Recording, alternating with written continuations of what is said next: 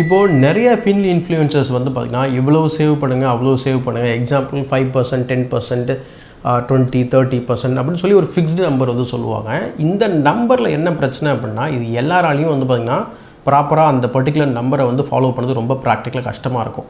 ஒரு மாதம் அதிகமாக இன்கம் வரும், ஒரு மாதம் கம்மியாக இன்கம் மேபி ஃபிக்ஸ்டாக இருக்கலாம், பட் ஆனால் செலவுகள் அந்த மாதிரி இருக்காது அப்படிங்கிறது தான் ஒரு ஆர்குமெண்ட். இதுக்கு டேட்டா பேக்கப் நிறைய இருக்குது.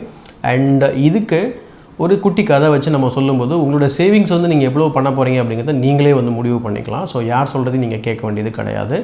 ஸோ டாலி வார்டன்சார் அப்படிங்கிற ஒரு மீன் வகை இருக்குது. இந்த மீன் வகை வந்து பார்த்திங்கன்னா அமெரிக்காவில் அலாஸ்கா நதியில் தான் வந்து இது உயிர் வாழும். இந்த மீன் வந்து உண்ணக்கூடிய சாப்பாடு மெயினான ஒரு உணவு எது அப்படின்னு நம்ம பார்க்கும்போது சால்மன் வகை மீன் அப்படின்னு சொல்லி சொல்லுவாங்க. இந்த மீன் வந்து பார்த்திங்கன்னா 2 to 3 மாதம் மட்டும்தான் வரும். அதுவும் அந்த சம்மர் டைமில் மட்டும்தான் வரும். மீதி எல்லா நாளும் வந்து பார்த்திங்கன்னா வேறு ஏதோ வந்து ஒரு சின்ன சின்ன பூச்சிகள் ஏதோ வந்து உண்டு வாழ்ந்துக்கிட்டு இருக்கும். ஸோ இந்த மீனுக்கும் இந்த சேவிங்ஸுக்கும் என்ன சம்மந்தம் அப்படின்னா, இந்த மீனுக்கிட்ட ஒரு சிறப்பு பண்பு இருக்குது. என்ன பண்பு அப்படின்னா, இந்த மீன் அதிகமாக அந்த சாலமன் வரும்போது தன்னுடைய செரிமான உறுப்பை வந்து பெருக்கிக்கிட்டோம், அந்த மீன் வருகை குறையும் போது தன்னுடைய செரிமான உறுப்பை சுருக்கிக்கிட்டோம் தன்னுடைய அந்த பண்பை வந்து வெளிப்படுத்தி உயிர் வாழ்ந்துக்கிட்டு வருது. இதை வந்து ஃபினோடைபிக் எலாஸ்டிசிட்டி அப்படின்னு சொல்லி பயாலஜியில் வந்து சொல்லுவாங்க.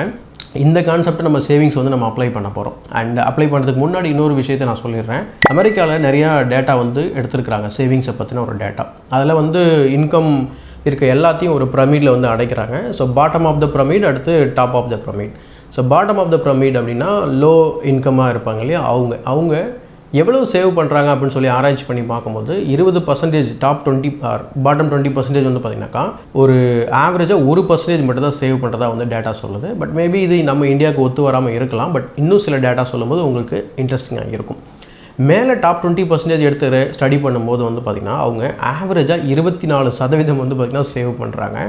அண்ட் அதில் 5% எடுத்து பார்க்கும்போது 37% சேவ் பண்ணுறாங்க. அதை திரும்ப ஃபர்தராக பிரேக் பண்ணி டாப் 1% எவ்வளோ சேவ் பண்ணுறாங்க அப்படின்றத பார்த்தீங்கன்னா 51% வந்து சேவ் பண்ணுறாங்க. இப்போது இந்த கான்செப்டை நம்மளுடைய சேவிங்ஸை நீங்கள் அப்ளை பண்ண போகிறீங்க. ஒரு பக்கம் டாப் 1 இருக்கவங்க எவ்வளோ சேவ் பண்ணுறாங்க அப்படிங்கிறத ஒரு நம்பர் உங்களுக்கு கிடச்சிருக்கு. இன்னொரு பக்கம் நம்ம அந்த சார் மீன் வகை வந்து பார்த்திங்கன்னா தன்னுடைய செரிமான உறுப்பை பெருக்கிக்குது, சுருக்கிக்குது அதோடைய சாப்பாட்டுக்கு இறைக்கு ஏற்ற போல். அதே மாதிரி உங்களோட சேவிங்ஸும் அதிகமாக இன்கம் வரும்போது அதிகமாக சேவ் பண்ணுங்கள், இல்லை செலவு கொஞ்சம் ஜாஸ்தியாக ஆகுது அப்படின்னும் போது அப்போ குறைச்சிக்கோங்க அப்படிங்கிறது தான் கான்செப்ட். ஸோ கண்டிப்பாக இந்த இன்ஃபர்மேஷன் உங்களுக்கு பயனுள்ளதாக இருந்திருக்கும்னு நான் நினைக்கிறேன். அதே போல் இந்த இன்ஃபர்மேஷனை மற்றவங்களுக்கு ஷேர் பண்ணுங்கள். தமிழ் புக் கிளப்பை சப்ஸ்கிரைப் பண்ணல அப்படின்னா சப்ஸ்கிரைப் பண்ணிவிட்டு பெல் பட்டனை ப்ரெஸ் பண்ணி வச்சுக்கோங்க. இது உங்கள் ஞானத்திற்கான பாதை.